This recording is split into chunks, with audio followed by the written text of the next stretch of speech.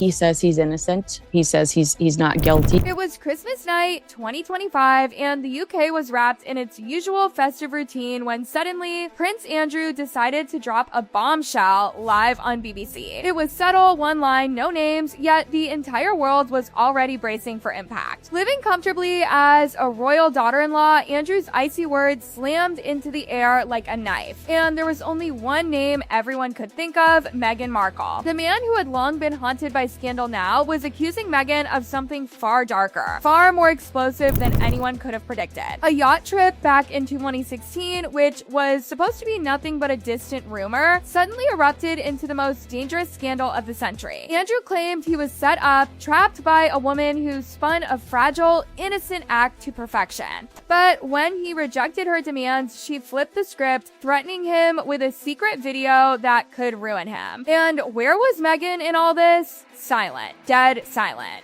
But as the world waited, we all knew something was coming, and when it hit, it was swift. Meghan, always the chess player, struck back, flipping the public opinion 180 degrees. On one side, Andrew, desperate, bitter, a man who was only digging deeper into a pit of scandal. On the other, Meghan, accused of manipulation and calculated ruthlessness, using her marriage to protect her status. Then, out of nowhere, Sarah Ferguson, the last person anyone expected, stepped into the spotlight, launching a live stream that rocked everything, and that's where the real drama unfolded. But let's get real for a moment. Was Meghan the predator Andrew painted her as? Or is Andrew just a man desperate to pull her into the gutter with him to save his own skin? The royal family has a tough decision to make. Who will they protect this time? It's now Christmas morning, and the fallout from Andrew's interview was already far more intense than anyone anticipated. That single line, living comfortably as a royal daughter-in-law, did more damage than the media had seen in years. By the time the sun rose, the internet was ablaze, connecting the dots between the 2016 yacht scandal and Meghan. No need for direct names, no need for proof. The public already knew who he was talking about. Andrew, sitting there under the studio lights, probably didn't realize just how dangerous his words would be. Meghan, silent. The silence was deafening, and that's when the rumors exploded. Some said it was her strategy, control the narrative by saying nothing, but deep down, everyone knew the game was changing. Within hours of Andrew's chilling statement, Meghan's team did the one thing they shouldn't have done: nothing. She refused to deny the accusations, giving the press room to run wild with theories. And in this new media landscape, folks, silence is a declaration. Her silence became louder than any statement she could have made, and it was the perfect breeding ground for every twisted rumor to surface. But what was her next move? To sit back and watch the destruction? Or was she carefully planning a counterattack? One that would send shockwaves through the royal establishment. While everyone was glued to their screens waiting for Meghan to finally speak, the truth behind the 2016 yacht trip began to unravel, piece by piece. We all know how the story goes, right? Meghan, clad in a sultry red bikini, knew exactly how to reel Andrew in. But here's the thing, Andrew didn't just fall for it. Oh no, he got sucked into her web without even realizing it. One moment she was playing the innocent victim, the next she was making subtle moves that no one could deny. Her hand brushing her voice low, the look in her eyes, it was calculated. And Andrew, the powerful prince who thought he was invincible, he was played, hooked, and not just for one night. Meghan didn't just trap him in that moment, she set the stage for everything that came after. The next few days were a blur of texts and late night calls. According to Andrew, she played the victim so well that he didn't even realize he was being manipulated. But as soon as they docked and the reality of their world hit, that was when Meghan's game plan became crystal clear. She wanted status. A title. Recognition.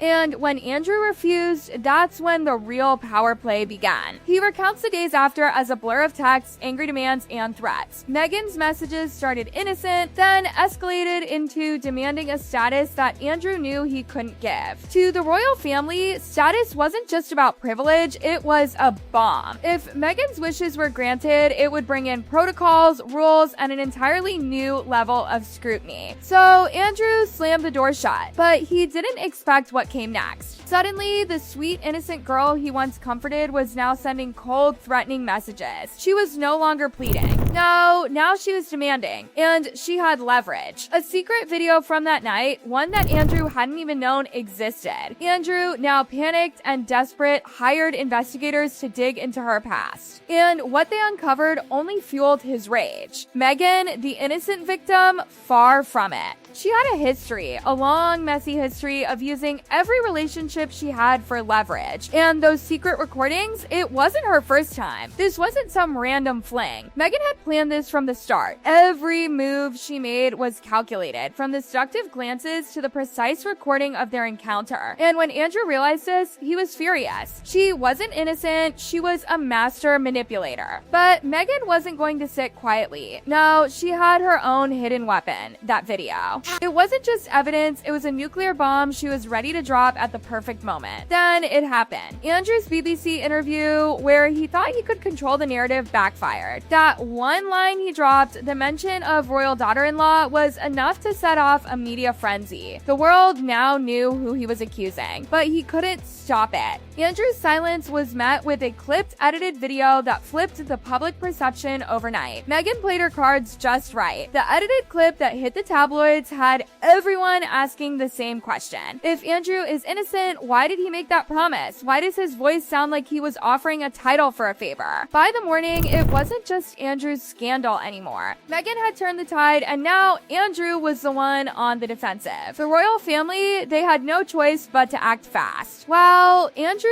tried to piece together his defense, Meghan's team had already seized the narrative. The next move, the perfect weapon, a live stream from Sarah Ferguson, Andrew's ex-wife, and the last person anyone expected to make a stand. The bombshell from Sarah was short, blunt, and devastating. She didn't pull punches, calling Meghan out for playing the victim. Sarah knew what the public wanted to hear, and she fed it to them. Meghan, she wanted a place in the royal family. She wanted money, power, and status, and she'd do anything to get it. The media flipped faster than anyone could react. Suddenly, the world wasn't focused on Andrew's accusations. Now, they were looking at Meghan in a whole new light, a gold digger. Meghan's silence turned to panic. For the first time, she realized that she might not have control over this situation anymore. Sarah Ferguson's words echoed in the public's mind. I know exactly who I'm talking about. The stage was set for the ultimate showdown. Who would the royal family side with? And how far was Meghan willing to go to protect her empire? This explosive battle between Andrew and Meghan is far from over. The next move, we're just getting started. Keep your eyes peeled for more secrets to surface, because no one is safe. The morning after Sarah Ferguson's bombshell livestream, everything changed. Meghan, once the comm strategist, was now scrambling. The media was in full frenzy, and it seemed like nothing could put the toothpaste back in the tube. One live stream, one statement, and suddenly the narrative was shifting in real time. From Andrew being the villain to Meghan being the manipulator, everyone was questioning her motives, her actions, and the true intentions behind her carefully crafted image. In Montecito, things were eerily quiet. Meghan had always been the one pulling the strings, but now it seemed like the strings were unraveling, and the world was watching closely. Andrew's side might have been messy, but Meghan's was far from flawless. The scrutiny she faced was no longer just about her marriage or her royal title. It was about how far she would go to maintain her grip on power. The tabloids, those insatiable beasts, had already shifted their focus. Meghan's carefully curated image was now cracked wide open.